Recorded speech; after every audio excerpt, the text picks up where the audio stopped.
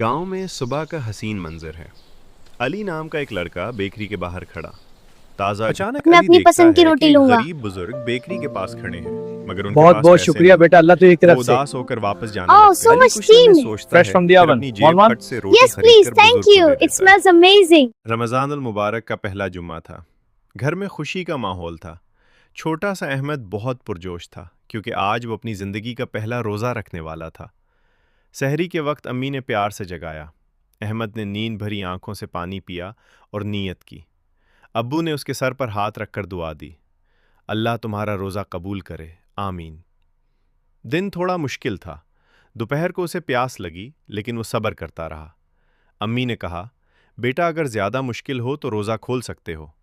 احمد مسکرا کر بولا، نہیں امی، میں پورا روزہ رکھوں گا۔ آخر کار مغرب کی اذان ہوئی۔ احمد نے کھجور سے روزہ افطار کیا۔ سب نے تالیاں بجائیں اور خوشی سے کہا، ماشاء اللہ۔ رات کو گھر میں چھوٹی سی تقریب رکھی گئی۔ نانی، دادی اور رشتہ دار آئے۔ سب نے احمد کو مبارک دی اور اجتماعی دعا کی۔ رمضان المبارک کا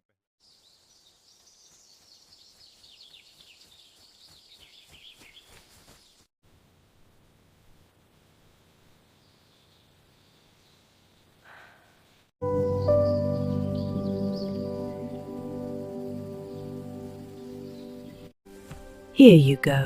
Thank you. That's a good one. I will. Here you are, my child, a sweet one from our tree. Yes, grandmother. Yes, Grandad. I will be careful. Thank you, child. Daddy, we picked these mangoes for you. Oh, my dears, you are so thoughtful. Thank you.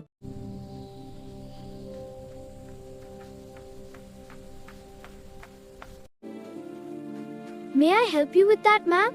Oh, bless you, child. Thank you. What a lovely day for a walk. It is. I'm glad I could help. Thank you, dear. Congratulations on your achievement. Thank you. Congratulations.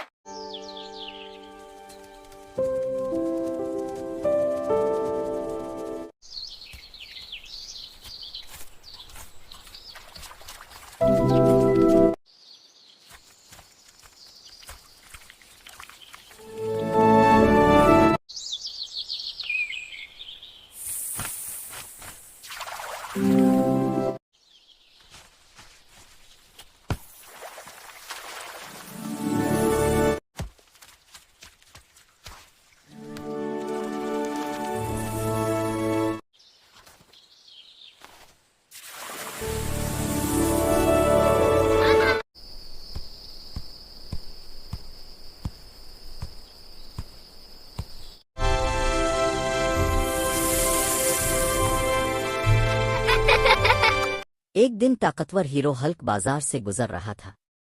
اچانک اس کی نظر ایک خوبصورت سنہرے ہار پر پڑی جو زیورات کی دکان میں چمک رہا تھا۔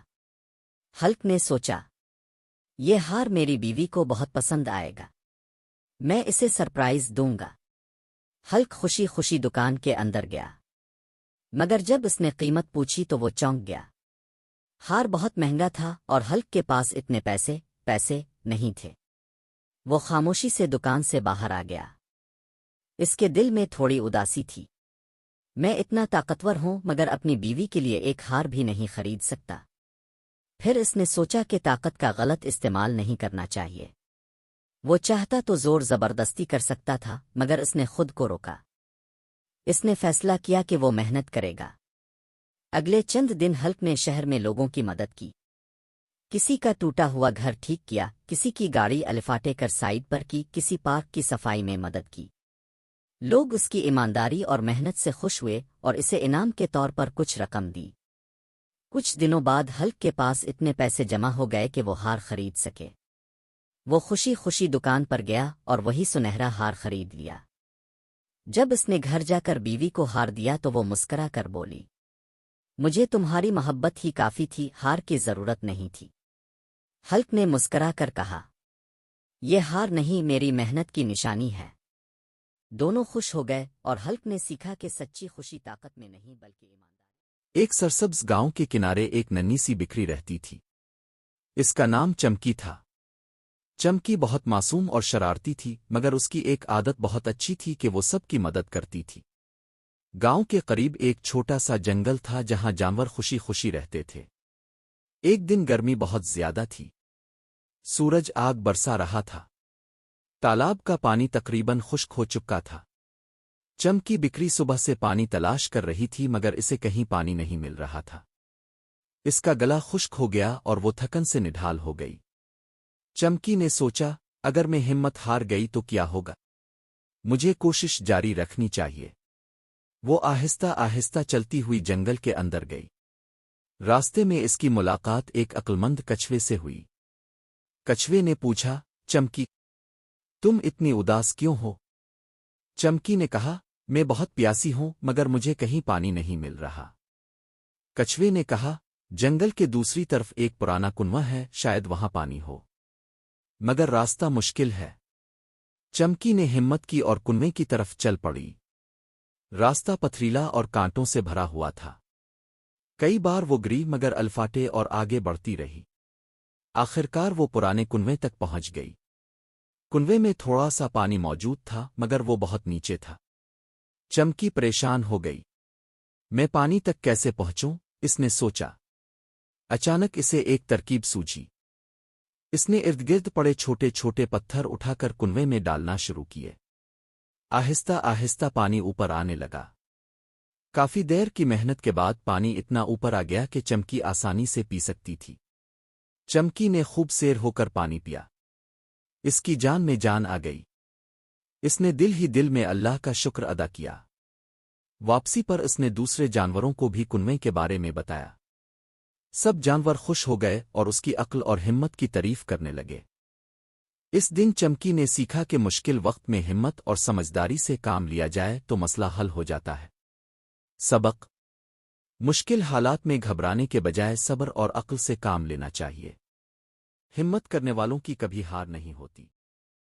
ایک سرسبز گاؤں کے ایک جنگل میں ایک بہت بڑا ہاتھی رہتا تھا۔ اس کا نام موتی تھا۔ موتی اپنی طاقت پر بہت غرور کرتا تھا۔ وہ چلتے ہوئے درختوں کی ٹہنیاں توڑ دیتا اور چھوٹے جانوروں کو ڈرا دیتا۔ اسی جنگل میں ایک چھوٹی سی چیونٹی بھی رہتی تھی۔ اس کا نام جنتی تھا۔ جنتی بہت محنتی اور سمجھدار تھی۔ وہ ہمیشہ اپنی سہیلیوں کے ساتھ مل کر دانے جمع کرتی اور سب کی مدد کرتی۔ ایک دن سخت گرمی پڑ رہی تھی۔ موتی کو بہت پیاس لگی۔ وہ پانی کی تلاش میں ادھر الفادیر بھٹکنے لگا مگر اسے کہیں پانی نہ ملا۔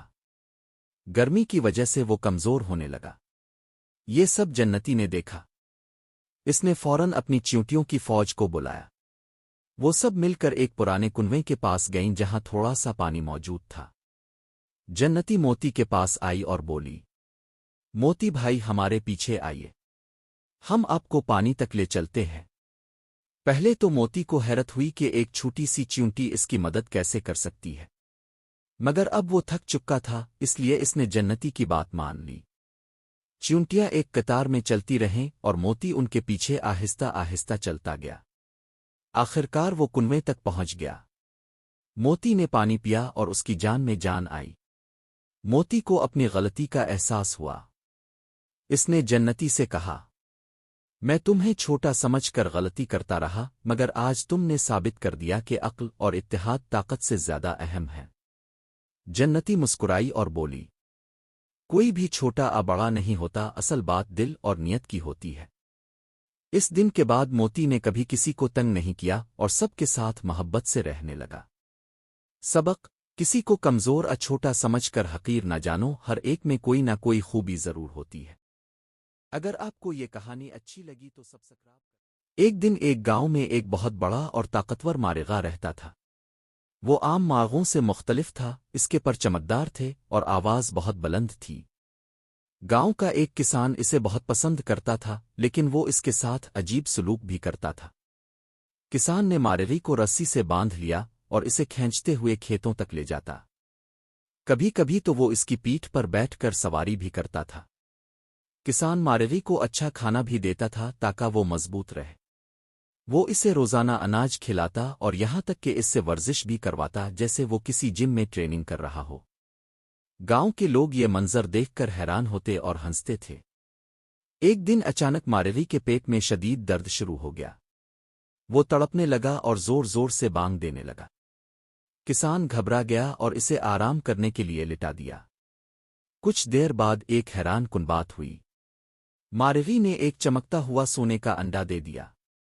کسان خوشی سے اچھل پڑا کیونکہ وہ بہت امیر بن سکتا تھا، لیکن مارغا پھر بھی رو رہا تھا۔ کسان نے حیرانی سے پوچھا، تم کیوں رو رہے ہو؟ تم نے تو سونے کا انڈا دیا ہے۔ مارغی نے آنسو بہاتے ہوئے کہا، میں نے اتنا کچھ کیا، تمہیں امیر بنا دیا، لیکن پھر بھی کسی نے مجھے سبسکرائب نہیں کیا۔ یہ سن کر کسان کو اپنی غلطی کا احساس ہوا۔ اس نے مارغی کو گلے لگایا اور وعدہ کیا کہ وہ اس کا خیال رکھے گا اور سب کو کہے گا۔ ایک گھنے جنگل میں ایک چالاک مگر خوبصورت لومڑی رہتی تھی جس کا نام لالجی تھا۔ اس کی کھال ہلکے نارنجی رنگ کی تھی اور دم بہت گھنی تھی۔ جنگل کے سب جانور اس کی ہوشیاری سے واقف تھے۔ ایک دن جنگل میں سخت گرمی پڑی۔ تالاب کا پانی کم ہونے لگا اور سب جانور پریشان ہو گئے۔ ہر کوئی سوچ رہا تھا کہ اب کیا ہوگا۔ لالجی لومڑی نے سب کو جمع کیا اور کہا، اگر ہم مل کر کام کریں تو مسئلہ حل ہو سکتا ہے۔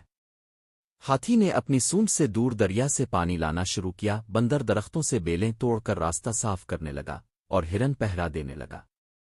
لالجی سب کو سمجھداری سے ہدایات دیتی رہی۔ کچھ ہی دنوں میں تالاب دوبارہ بھر گیا۔ جانور بہت خوش ہوئے۔ سب نے لالجی کی تعریف کی۔ لالجی مسکرا کر بولی، اکیلے کچھ نہیں ہوتا، مل کر سب کچھ ہوتا ہے۔ اس دن کے بعد جنگل کے جانوروں نے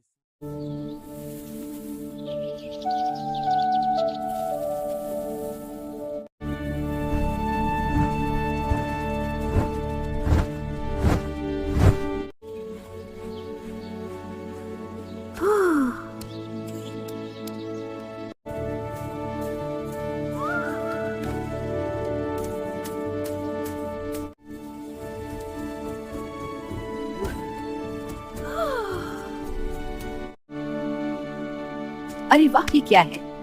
جمع یہ بانس سے کہانیاں۔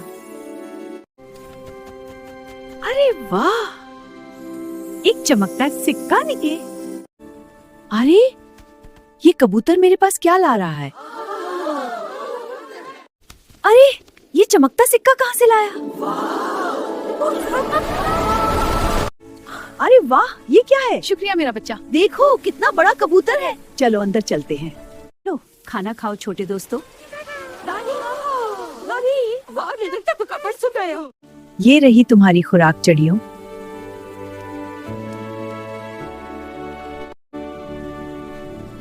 ارے اتنے سارے کبوتر، آؤ سب کھا لو۔